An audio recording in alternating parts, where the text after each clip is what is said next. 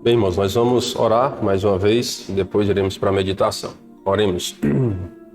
Senhor nosso Deus e Pai amado, muito obrigado pela misericórdia do Senhor em nossas vidas. Te agradecemos, ó Pai, pela oportunidade que o Senhor está nos dando agora de podermos meditar na Tua Santa Palavra, tirando assim lições para nossas vidas, que possamos, ó Pai, ser moldados pela Tua Santíssima Palavra. Possamos a cada dia nos submeter a ela, aos ensinamentos, e deixarmos nossas vidas serem moldadas por ela, para a glória do Teu santo nome. Nós pedimos edificação e crescimento espiritual, ó Pai, por meio da Tua Palavra. Nós oramos em nome do Teu Filho amado, nosso Senhor e Salvador, Jesus Cristo. Amém. Sejam todos bem-vindos, né? Tem uma senhora aqui que eu não conheço ainda, está nos visitando, veio com a Dona Ângela, né? Seja bem-vinda. E também uma jovem veio com ela, né? Deus abençoe, sinta-se bem no nosso meio. Nós vamos, a filha da Dona Giane também, a mais tinha vindo, né? Seja bem-vinda, Deus os abençoe. Nós vamos hoje, irmãos, dar continuidade ao estudo que estamos fazendo sobre a ressurreição. Em 1 Coríntios capítulo 15, nós iniciamos o estudo semana passada e não concluímos todo o capítulo. E só para relembrarmos um pouco, no início do capítulo, Paulo vem falando sobre a ressurreição de Cristo, que é o penhor da nossa ressurreição, ou seja, a garantia da nossa ressurreição. Como é que nós sabemos que seremos ressuscitados? Porque Cristo ressuscitou. Essa é a nossa garantia. O que nos garante que nós seremos ressuscitados é a própria ressurreição de Cristo. Então, Paulo vem falando sobre isso com a igreja de Corinto. E ele também vai falar que Cristo é a primícia, né? São as primícias dos que dormem. Ou seja, o Senhor Jesus Cristo foi o primeiro que ressuscitou para não morrer mais. Por isso que ele é as primícias dos que dormem. Ele ressuscitou e não morreu. Outras pessoas da Bíblia que ressuscitaram voltaram a morrer. Mas Jesus não. Ele ressuscitou e não morreu mais. E Paulo ele vem falando, né, de uma forma assim confrontativa com relação aos coríntios, porque alguns lá estavam dizendo que não acreditavam na ressurreição dos mortos. Eles tinham crido no evangelho que Paulo pregou, que eu deixei bem claro, né, domingo passado, qual é o evangelho, qual era a pregação do evangelho que Paulo estava compartilhando. Ele diz: eu vos entreguei o que também recebi, que Cristo morreu pelos nossos pecados segundo as Escrituras, e foi sepultado e ressuscitou ao terceiro dia, segundo as Escrituras. Então, qual é o evangelho que Paulo pregava? Morte, sepultamento e ressurreição. Esse é o evangelho que Paulo pregava. E aí ele vem lembrar-vos, né? No início ele vem dizendo: irmãos, venham lembrar-vos o evangelho que vos anunciei. Então, para quê? Para deixar bem claro para os coríntios que eles não podiam dizer: eu sou um crente no Senhor Jesus Cristo, eu creio no Senhor Jesus, mas eu não acredito na ressurreição. Aí Paulo vem dizer que isso é incoerente, né? Ele usa outras palavras, ele não usa a palavra incoerente, mas isso não faz sentido. Como é que você crê no Jesus que morreu e ressuscitou e não crê na ressurreição dos mortos? Isso é incoerente, não faz sentido. Você crê que o seu Salvador ressuscitou dos mortos, mas você não crê que o ser humano vai ressuscitar dos mortos. E o que nos garante que nós iremos ressuscitar? A própria ressurreição de Cristo. A palavra de Deus nos afirma isso, e a própria ressurreição de Cristo nos dá essa garantia. Então a ressurreição do Senhor Jesus Cristo é a garantia, é o penhor da nossa ressurreição. Nós vamos dar continuidade a partir do versículo 33, que foi até onde nós estudamos domingo passado, que diz: não vos enganeis, as más conversações corrompem os bons costumes. E quando você recebe uma doutrina bíblica, que você tem certeza daquela doutrina, do que você aprendeu, cuidado. Cuidado, porque às vezes as pessoas querem tirar essa doutrina que você recebeu. E às vezes ficam pessoas batendo na sua porta lá, e aí você diz, elas querem te evangelizar, e você diz assim: não, mas eu sou crente em Jesus Cristo já. E a pessoa podendo dizer: meu irmão, pois graças a Deus, Deus te abençoe, vou para frente. Não, eles ficam dizendo: mas de qual igreja, né? Mas de qual igreja você faz parte? Aí você começa a dar a bola. Não, eu faço parte da igreja fulano e tal. Não, mas lá eles creem nisso, eles creem naquilo. E começa a deturpar a tua mente, aquilo que você aprendeu. Cuidado, muito cuidado. Porque você pode acabar sendo corrompido. As más conversações corrompem os bons costumes. Se você aprendeu sobre a salvação do Senhor Jesus Cristo, você já tem a sua fé em Cristo, então não fique abrindo portas para ouvir qualquer evangelho aí não, né? Apesar que nós sabemos que só existe um evangelho, que é o evangelho de Cristo, que é morte, sepultamento e ressurreição. Qualquer evangelho que for pregado, evangelho entre aspas, né? Que for pregado a você, que não inclua morte, sepultamento e ressurreição de Cristo, descarte, porque não é o evangelho de Cristo. O evangelho de Cristo é morte, sepultamento e ressurreição de Cristo a favor dos nossos pecados para nos conceder a salvação e a vida eterna. Então Paulo vem dizendo, tornai-vos a sobriedade. Então vocês, lá no início do capítulo 15, Paulo vem falando, olha irmão, venham lembrar-vos o evangelho, venham lembrar-vos. Ele diz, tornai-vos a sobriedade. Preste atenção para não ficar sendo levado por qualquer vento de doutrina. Volte à sobriedade, volte àquele evangelho que você ouviu sobre a morte, sepultamento e ressurreição de Cristo e creia na ressurreição dos mortos. Ele diz, tornai-vos à sobriedade como é justo e não pequeis, porque alguns ainda não têm conhecimento de Deus. Isto digo para a vergonha vossa. Preste atenção, irmãos. Paulo estava escrevendo a quem? A igreja de Corinto, não era não? Para as pessoas que haviam crido em Cristo e estavam na igreja em Corinto, fazendo parte da igreja em Corinto, não era? Preste atenção que quando eu digo as pessoas que haviam crido em Cristo, eram as pessoas que haviam declarado uma fé em Cristo, e não verdadeiramente todos teriam crido, certo? Porque nem todos que estão na igreja realmente creem em Cristo. É mesmo, irmão? É sim, porque a Bíblia diz que há o joio e o trigo dentro da igreja. Há pessoas que estão dentro da igreja, mas não são salvas. Há pessoas que passam 10, 20, 30 anos na igreja, mas não receberam a Cristo. Participam da igreja por simples ato religioso. Não, porque eu tenho que participar de uma religião para prestar conta com a sociedade. Mas não entregaram a vida a Cristo de verdade. Então há dessas coisas dentro da igreja. Então essas pessoas, as que são mais fáceis de ser levadas ainda pelos ventos de doutrina, porque não receberam a Cristo de verdade. E aí Paulo vem trazendo essa ideia, olha, isso é vergonha para vocês, que há aí entre vocês pessoas que não têm o conhecimento de Deus, porque alguns ainda não têm conhecimento de Deus. Isto digo para a vergonha vossa. Pessoas que estavam lá dentro da igreja, mas não conheciam a Deus.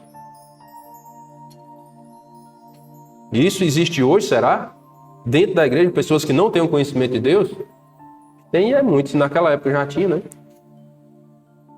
Versículo 35 diz, mas alguém dirá, como ressuscitam os mortos? E em que corpo vêm? Aqui era uma pergunta tipo uma crítica. Eles estavam os mortos ressuscitam, então como é que eles ressuscitam, né? E em que corpo ele vem? Aí Paulo responde, né? Aqui Paulo mesmo faz uma pergunta que alguns poderiam fazer e ele já dá a resposta. Insensato, o que semeias não nasce se primeiro não morrer. Então como é que alguém vai nascer de novo, no sentido da ressurreição, se não morrer? É por isso que nós falamos que quando você vai pregar o Evangelho de Cristo, pode focar mais na ressurreição do que na morte. Porque se você ensinar só a morte, pode ser que a pessoa creia só na morte de Cristo e não na ressurreição. Mas se você ensinar a ressurreição e a pessoa crê na ressurreição de Cristo, automaticamente ele creu também na morte. Porque se ele crê na ressurreição, como é que a pessoa ressuscita? Só depois de morto, não é não? Tem como a pessoa ressuscitar sem morrer? Não tem. Então, se ela crê na ressurreição, automaticamente ela crê também na morte. Então, ele diz, o que semeias não nasce, se primeiro não morrer. E quando semeias, não semeias o corpo que há de ser, mas o simples grão, como de trigo ou de qualquer outra semente. Quando você vai plantar lá na roça, você já planta o pé de milho pronto com as espigas já? Não, você planta o grão de semente, né? Aí enterra, não é assim? Matou. Aí a semente morre e começa a se gerar um novo fruto. Ou seja, algo glorioso, podemos dizer. Como é que você pega uma simples semente, joga lá na terra e nasce um pé de milho. Olha que maravilha. Então, Paulo ele vem aqui inspirado por Deus, fazendo essa comparação com a própria natureza, porque não é à toa que Deus faz as coisas. Deus não fez nada por acaso. Você pode olhar a agricultura e ver a ressurreição na agricultura. Já pensou? Que maravilha. Você não mata uma semente para ela nascer? Então o ser humano também pode morrer e ressuscitar. Até pela agricultura você pode observar que Deus pode ressuscitar os mortos. Porque ele ressuscita uma semente e ele é Deus, então ele pode ressuscitar também o ser humano. Versículo 38 diz: mas Deus lhe dá corpo como lhe aprouve dar, e a cada uma das sementes o seu corpo apropriado. Quando você planta uma semente de milho, nasce um pé de feijão? Não, né? Só você botar um grão de feijão dentro também, né? Da mesma cova. Mas se você plantar o grão de milho, daquele grão de milho não nasce um pé de feijão. Daquele grão de milho não nasce um pé de manga. Não nasce um pé de mamão. Vai nascer um pé de milho. Porque a cada semente Deus deu o corpo apropriado. Deus lhe dá corpo como lhe aprouve dar, e a cada uma das sementes o seu corpo apropriado. Então qual o corpo que nós vamos receber na ressurreição? O corpo apropriado para uma pessoa salva em Cristo. Se você creu em Cristo, né? E se você não creu em Cristo, que corpo você vai receber na ressurreição? Ei, irmão, e os que não creram em Cristo também vão ressuscitar? Com certeza. Mas que corpo eles vão receber? O corpo apropriado para viver no inferno. Certo? Então são corpos diferentes. O corpo do que vai para o céu é um corpo glorioso, na glória com Deus. E o corpo dos que vão para o inferno é um corpo indestrutível. Eita, então é bom, né? Eu não queria não esse corpo, não. Indestrutível em que sentido? Porque ele vai sofrer o fogo eterno, o sofrimento dos vermes, que não morrem, né? A Bíblia diz que o verme não morre, o fogo nunca se apaga, e o corpo não se destrói. Porque esse nosso corpo de hoje, se eu jogar dentro do fogo, ele vira fumaça. Se o verme começar a comer, ele vai acabar também, não vai? Mas o corpo que vai para o inferno, não. Ele não é destrutível. Então ele vai sofrer o fogo do inferno, o verme comer também, mas o corpo não se acaba. Então a cada semente ele dá um corpo apropriado. Estou aplicando também a ideia do inferno para que a gente fique atento que há dois tipos de corpos eternos, né? O corpo da glória eterna e o corpo do sofrimento eterno. No versículo 39 ele diz: nem toda carne é a mesma, porém uma é a carne dos homens, outra a dos animais, outra a das aves e outra a dos peixes. Também há corpos celestiais e corpos terrestres, e sem dúvida uma é a glória dos celestiais e outra a dos terrestres, ou seja, a glória dos corpos terrestres. Então nosso corpo aqui nesse mundo, ele tem uma certa glória, vamos dizer assim, né? Qual é a glória do corpo terrestre? Parou para pensar? Né? Será que é a aparência física? Que às vezes as pessoas, né, costumam endeusar muito a aparência física. Não, a glória do corpo terrestre é ser belo, bonito. Mas qual é o conceito de beleza? Será que a gente já parou para pensar? O que é uma pessoa bonita, bela, que você pode olhar assim, não, fulano tal é bonito. Como é que se avalia isso? Eu costumo dizer que não há ninguém feio, né? O defeito está nos olhos de quem vê. Né? Porque eu não sei se eu já contei a história para vocês, que lá no Pernambuco teve um concurso da mulher mais feia do Brasil, né? E a mulher ganhou e a mãe ficou em terceiro. Atenção? Né? E eu imagino quem incentivou a mulher a participar do concurso? O marido. Vai, benzinho, que tu vai ganhar disparado, né? E ela ganhou o concurso. Segundo os olhos dos outros, ela era feia, né? Mas segundo os olhos do marido, será que era tão feia assim? Por que ele casou com ela, então? Se o mundo hoje leva em conta muito o conceito de beleza. Então eu costumo sempre ensinar para as pessoas. Quem quer esse ensinamento, né? Não existe ninguém feio. Você não pode dizer, fulano é feio. Quem te garante isso? O defeito está nos seus olhos. Você que não está enxergando a beleza daquela pessoa. Porque todo ser humano foi criado à imagem e semelhança de Deus. Então como é que é um ser feio? Não pode. Não, irmão, mas eu conheço a pessoa que é feia. Pode ser feia para os seus olhos. O defeito não está na pessoa, está em você. Que não está enxergando a beleza daquela pessoa. Então o conceito de beleza que o mundo atribui, irmãos, é um pouco complicado. A gente seguir esse conceito de beleza. Então a glória do corpo terrestre não é a beleza física. Não é a aparência. Porque como é que a gente vai definir essa glória? Então, será que algumas pessoas não teriam essa glória do corpo terrestre? Eu acredito que a glória do corpo terrestre é a saúde. A saúde é a glória do corpo terrestre. Não estou falando da área espiritual, não. Do corpo em si. Porque se você não tem saúde, o seu corpo serve para quê? Então não tem glória, né? Então a glória do corpo terrestre eu entendo que é a saúde. Se você tem saúde, você tem glória. Porque você pode ser feio como for, né? Mas você consegue fazer muitas coisas. O seu corpo faz muitas coisas. Então feio como for, que eu digo é sentido figurado, brincando, porque não existe ninguém feio, como eu falei. Mas e qual é a glória do corpo celestial?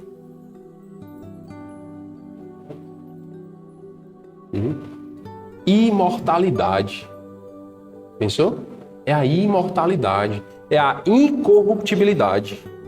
É um corpo que não adoece, não sofre, não sente dor, não morre. Então é a glória do corpo celestial. Por isso que ele diz, há corpos celestiais e corpos terrestres. E sem dúvida, uma é a glória dos corpos celestes. E outra é a glória dos corpos terrestres. São glórias diferentes. Nós não podemos querer levar esse corpo para o céu, porque ele não suporta a glória de Deus. Se nós entrarmos na presença de Deus com esse corpo, ele é destruído. Porque esse corpo ele não aguenta viver na presença de Deus. Você já pensou viver na presença de uma pessoa que a voz é como voz de muitas águas? Como um trovão? Bum! Né? Você já viu assim um relâmpago quando cai bem pertinho da sua casa? Aí vem aquele trovão? Já ouviu? A voz de Deus é como se fosse aquilo ali. É bom, né? Viver pertinho do estrondo daquele. Nós não suportaríamos viver na presença de Deus com esse corpo. Porque esse corpo ele não tem a glória celestial para suportar viver na presença de Deus. E o versículo 41 ele diz, uma é a glória do sol, outra a glória da lua e outra a glória das estrelas. Porque até entre estrela e estrela há diferenças de esplendor. Então tem uma diferença de glória até entre as estrelas. Entre uma estrela e outra há diferença de glória. Ei, irmãos, eu lendo os comentários aqui eu não vi nada a respeito disso. Então fiquei na curiosidade, né? E vou lançar a curiosidade para vocês. Será que lá no céu os nossos corpos terão glórias diferentes? Além da imortalidade, além da incorruptibilidade, que todo corpo celestial vai ter isso aí. Isso é comum a todos, certo? A imortalidade e a incorruptibilidade é comum a todos os corpos. Mas será que vai haver um outro tipo de glória lá? Nós não sabemos. Que vai ser diferente entre um corpo e outro? Porque ele diz, ó, até entre estrela e estrela há diferenças de esplendor. Eita, irmão, não sei se vai ter. E agora, o que é que eu faço? Então vá para o céu para chegar lá, você saber, né? E para ir para o céu é só crer no Senhor Jesus Cristo. Aí você vai descobrir todas essas coisas lá no céu. Pois assim também a ressurreição dos mortos. Semeia-se o corpo na corrupção, ressuscita na incorrupção. Semeia-se em desonra, ressuscita em glória. Semeia-se em fraqueza, ressuscita em poder. Semeia-se corpo natural, ressuscita corpo espiritual. Se há corpo natural, há também corpo espiritual. Você observa que é uma contramão total do corpo natural terrestre para o corpo celestial espiritual. É uma contramão total. É corrupção e incorrupção. Ó. Nosso corpo ele é corrupto. O corpo celeste é incorrupto. Não pode se corromper. Nós, muitas vezes, desonramos a Deus. Mas lá no céu, não. É glória. Nós não vamos desonrar a Deus lá. Aqui nós somos fracos. Temos nossas fraquezas, nossas limitações. Mas lá no céu, não. Ressuscita em poder. Seremos pessoas lá poderosas. Não no sentido financeiro, porque dinheiro não é poder. Isso é o que o mundo atribui para tirar a mente humana do foco de Deus. Mas poder não é dinheiro.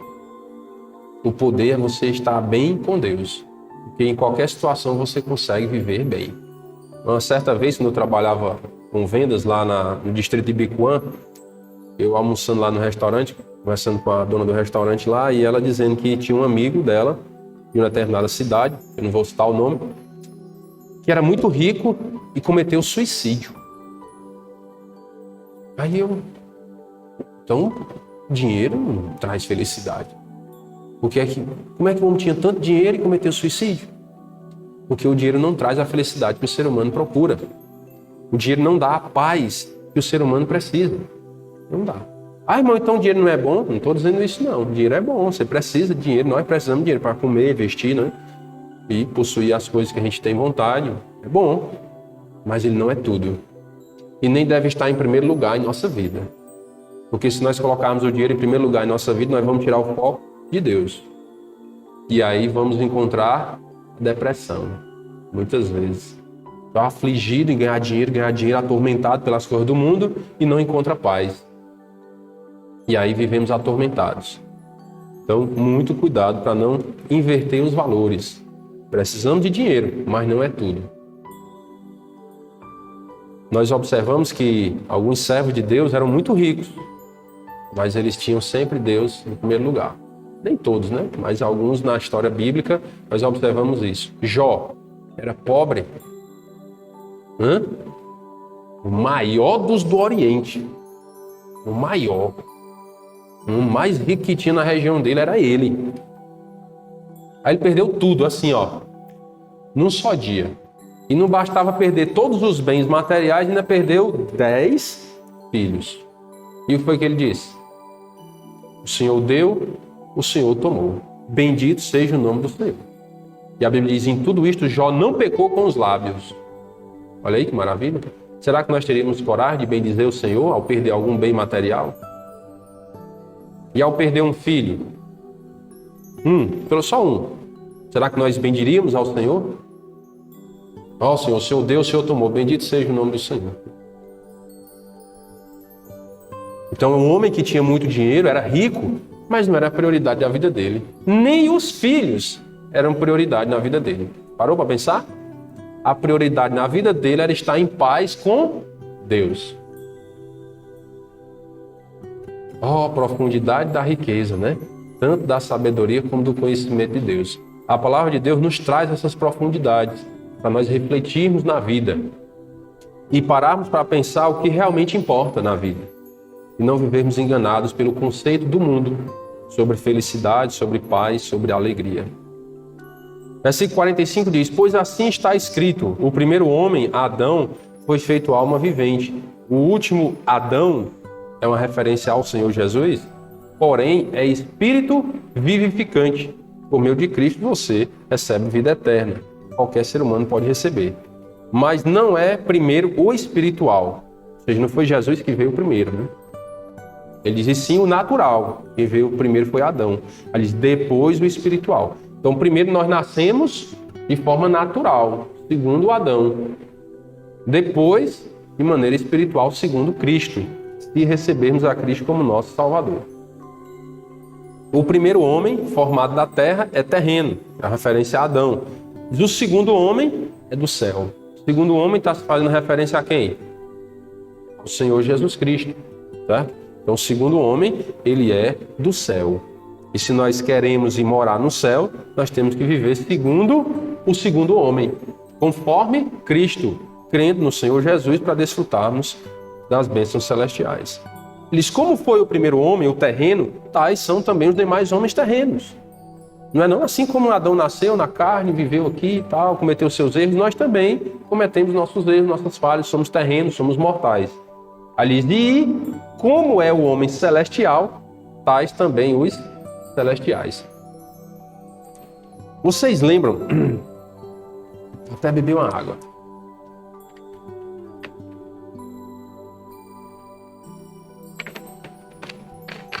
Vocês lembram daquele momento em que os discípulos estavam reunidos em casa, com medo dos judeus, trancados às portas? Quem foi que apareceu no meio deles? Jesus. Mas espera aí, as portas estavam trancadas. Como é que Jesus entrou por onde?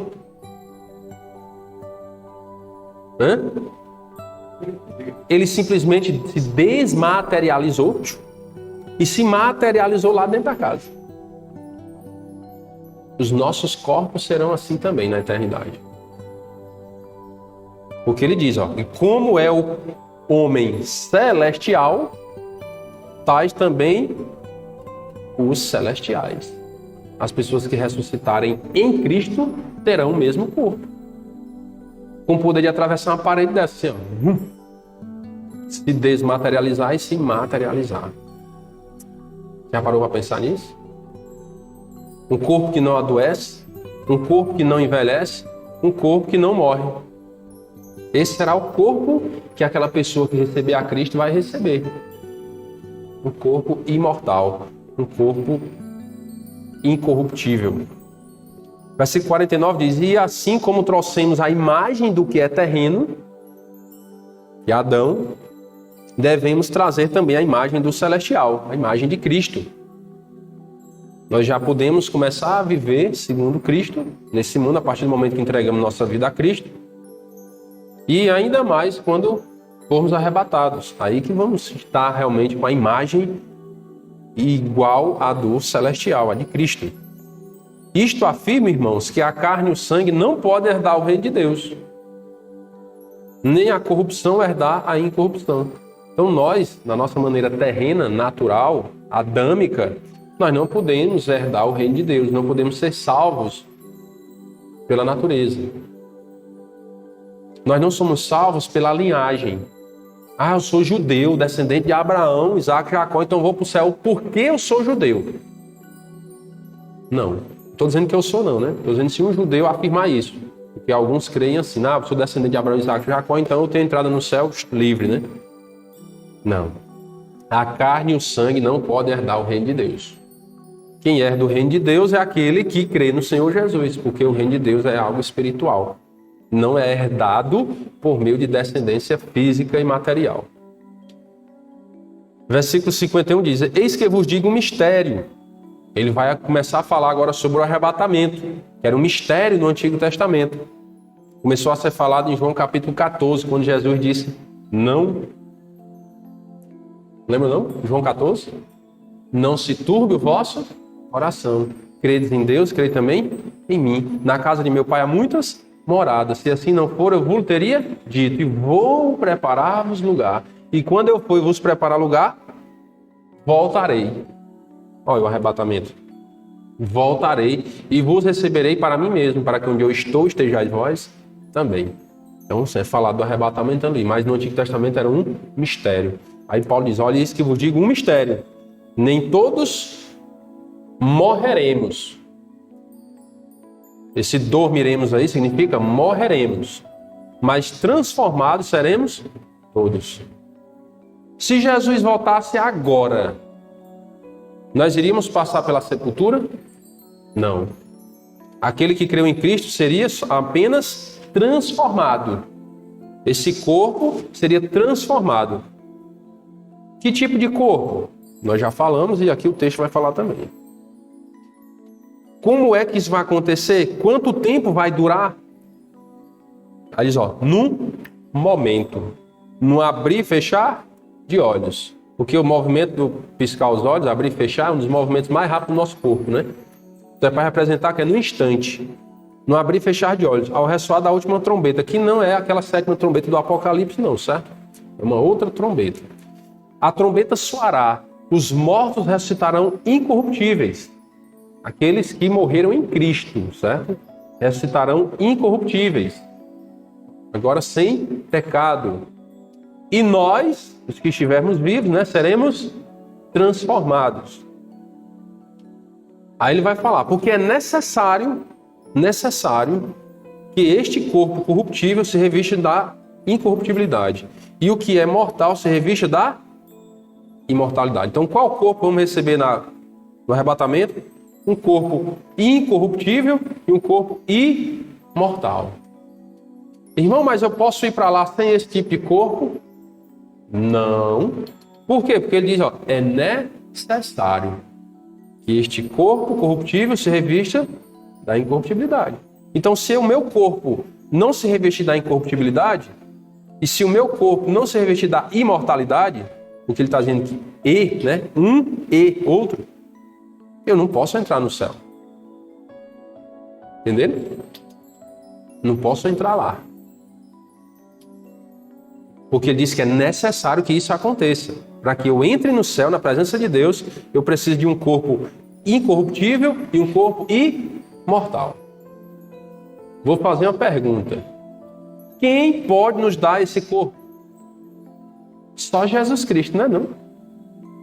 Ah, irmão, mas para ir para o céu, acho que se eu fizer por onde eu vou, né? Espera aí, as suas boas obras podem te dar um corpo incorruptível e um corpo imortal? Hã? Então as suas obras não podem fazer com que você entre no céu. As suas obras não podem fazer com que você participe do arrebatamento. Não, irmão, mas se eu fizer parte da igreja fulano de tal, aí diz a placa da igreja, né?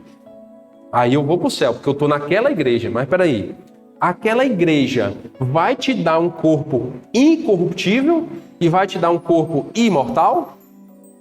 Então, você não pode entrar no céu por meio daquela igreja.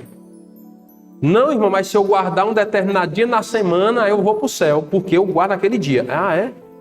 O fato de você guardar um determinado dia na semana vai te dar um corpo incorruptível? Vai te dar um corpo imortal? Então você não pode participar do arrebatamento pelo simples fato de guardar um determinado dia da semana. Estão vendo por que só Jesus pode nos dar a salvação? Porque só Ele é quem pode nos dar um corpo incorruptível e um corpo imortal. Só Ele, mais ninguém. Estão vendo? Então, a questão, irmãos, não é discriminar a religião fulano de tal, A, B, C ou D, porque vocês não... Não, é porque não tem como, não tem outro caminho. Porque é necessário, para que a pessoa participe do arrebatamento e suba na glória com Cristo, é necessário que nós tenhamos um corpo incorruptível e um corpo imortal. E só quem nos dá esse corpo é Cristo, por meio da fé nele. Não tem outro caminho. Não tem. Então, irmãos, por que eu estou frisando tanto isso? Porque essa daqui é uma arma excelente para defendermos que a salvação é única e exclusivamente por meio da fé em Cristo.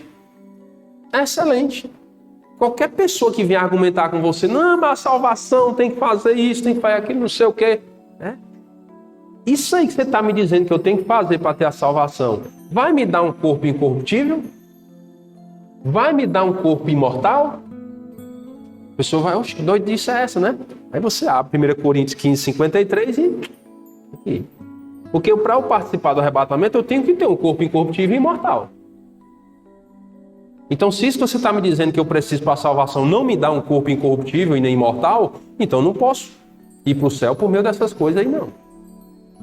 Eu só tenho como ir para o céu por meio de Cristo, porque é só Ele que me dá esse corpo. Só Ele. Entenderam? Ficou claro? Mas eu repito muito, que é para ficar claro mesmo. Hein? É mania de professor. Versículo 54 diz: E quando este corpo corruptível se revestir de incorruptibilidade, e o que é mortal se revestir de mortalidade, então se cumprirá a palavra que está escrita: tragada foi a morte pela vitória. A morte nos levou para a sepultura. Não é? Nos levou, que eu estou dizendo, no sentido do ser humano. Leva o ser humano para a sepultura, não é? Mas e quando Jesus vier no arrebatamento? É a vitória final sobre a morte. Vitória final sobre a morte. Cadê o poder da morte agora? Aí ele faz agora como se fosse uma chacota com a morte, né? Onde está a morte, a tua vitória? Onde está o teu aguilhão, né? O teu ferrão? Cadê? Cadê o teu poder agora? Porque Cristo venceu a morte. E Ele vai também nos dar a vitória sobre a morte. Vai nos ressuscitar com um corpo incorruptível e um corpo imortal. Ele diz: e o aguilhão da morte é o pecado, e a força do pecado é a lei. Graças a Deus que nos dá a vitória por intermédio de nosso Senhor Jesus Cristo. Portanto, meus amados irmãos, sede firmes, inabaláveis e sempre abundantes na obra do Senhor, sabendo que no Senhor vosso trabalho não é vão. Eu quero mostrar para vocês aqui algumas imagens para a gente refletir um pouco sobre o que nós lemos, né, da ressurreição. e fazer uma espécie de comparativo do que é a ressurreição, a diferença entre um e outro. O que é que essa imagem representa para vocês? O que é isso aí? Caroço de milho, né? Uma semente. O que é que eu posso fazer com essa semente? Não muita coisa, né? Aí dá para encher o bucho, não dá? Um caroço, né? E aqui eu achei interessante essa imagem, porque ela mostra como se fosse um médico fazendo diagnóstico das doenças, né? Assim, a gente faz um raio-x, aí ele vai lá, marca, né? Ó, o raio-x da semente, mostrando os defeitos da semente, ó. Os defeitos. Aqui a semente já quase podre no final da vida, né? Quase morrendo. Tá ali, já não presta mais para nada. Um grãozinho de semente. Isso serve para muita coisa, né? Lembra do comparativo que Paulo fez lá em 1 Coríntios 15? A semente não nasce primeiro não morrer. Mas o grão de semente em si só é o quê? Nada, né? Podemos dizer nada. Quase imprestável. Presta para nada. A semente dessa aí sozinha vai fazer o quê? Não mata a fome nem de um pinto, né?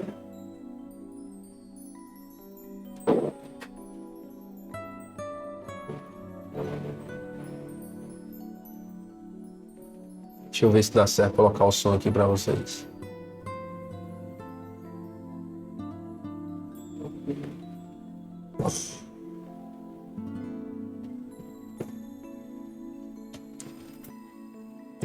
Vamos ver se dá certo aqui.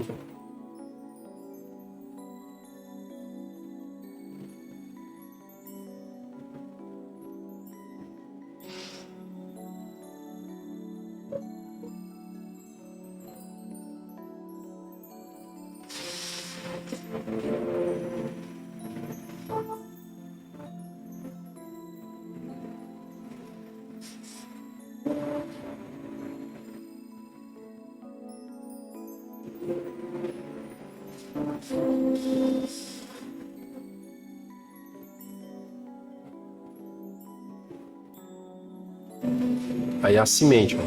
Foi semeada a sementezinha e olha a glória a partir dessa semente. Por quê? Porque a semente morreu e agora ela está com uma nova vida. É para a gente entender um pouco como é a ressurreição. Uma semente que não tinha muito valor, muito o que fazer com ela, se transforma em algo belo. Incrível, né? Quem faz isso?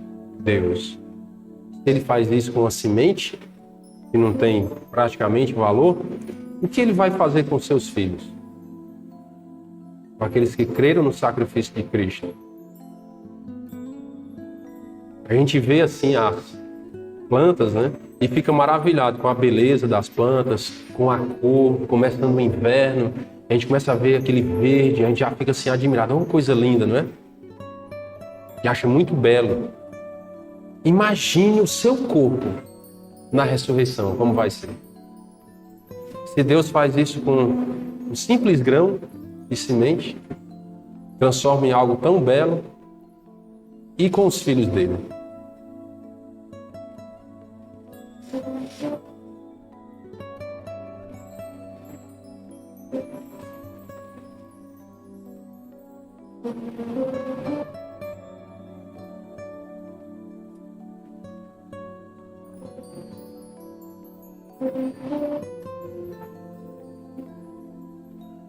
A pessoa no que se transformou a partir de uma semente.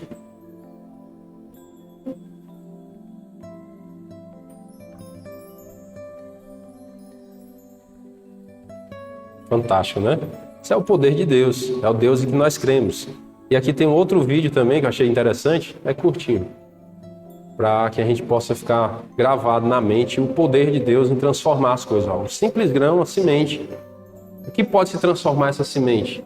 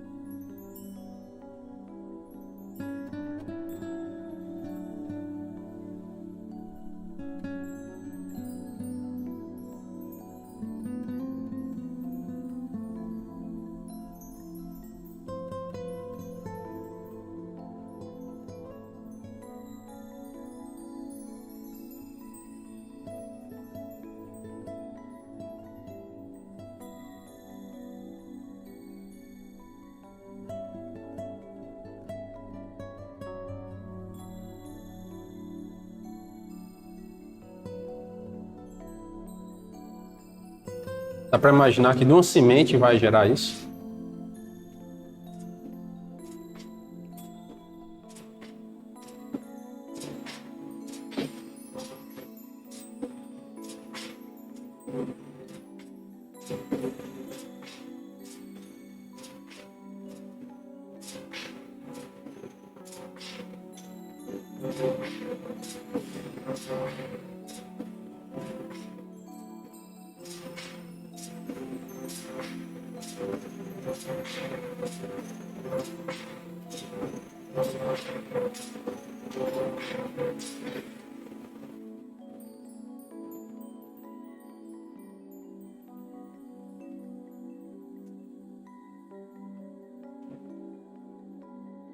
Aqui agora é uma imagem de um cálculo renal, ó. Agora já mostrando a semente. Que somos nós? Como aquela semente de milho que eu mostrei. Não dá para fazer muita coisa, dá? Só basta vir um vírus, né? Ó, um vírus nos põe na cama por dias e dias, nos deixa impossibilitados de fazer alguma coisa.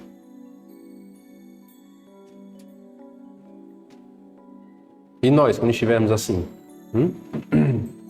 Que às vezes a gente tem tanta vaidade, né? Com a vida, acha que a nossa beleza nunca vai acabar, e vamos ser ali para sempre. A gente não pensa, né? No futuro. Quando estivermos assim, próximo à nossa partida, que podemos até chegar nessa idade para partir ou não, porque tem uns que partem bem mais cedo. Mas é assim que nós somos semeados na terra. Como aquele grão de trigo lá, de milho, né? Aquela semente de milho. Dá para fazer o que aqui? O que é que você consegue fazer depois de chegar nessa situação?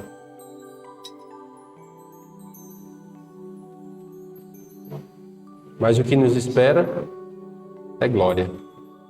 Assim como nós lemos em 1 Coríntios capítulo 15. Semeia-se aquele corpo natural e vai ressuscitar um corpo celestial. Na glória e no arrebatamento é onde nós vamos nos encontrar com o nosso Salvador e nos encontrar com os outros salvos em Cristo do passado.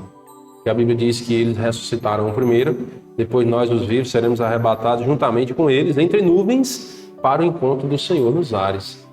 Então, se você crê no Senhor Jesus Cristo, você hoje, a partir de hoje, você já pode ter essa consciência. Eu não sou nada. Sou nada, sou como aquela sementezinha de milho lá. Mas na ressurreição, aí é outra história. Porque eu vou receber um corpo celestial, um corpo glorioso. E por que eu vou receber esse corpo? Porque eu mereço? Não, porque Cristo conquistou esse corpo para nós. E Ele quem dá esse corpo para nós, para todos os que creem no Senhor Jesus Cristo. Amém? Vamos orar. Senhor nosso Deus e Pai querido, muito obrigado, ó Pai, pela Tua misericórdia em nossas vidas. Pedimos perdão por todos os nossos pecados, nossas fraquezas. Pedimos ao Senhor, ó Pai, possamos a cada dia mais nos aproximar de Ti, refletir sobre a eternidade, nos preparando cada dia mais para o nosso encontro com o Senhor, nos consagrando a Ti, vivendo uma vida de santidade para Te agradar, para glorificar o Teu santo nome. Não em troca da salvação, porque a salvação já foi dada em Cristo, mas para Te agradar, porque o Senhor merece toda a honra e toda a glória.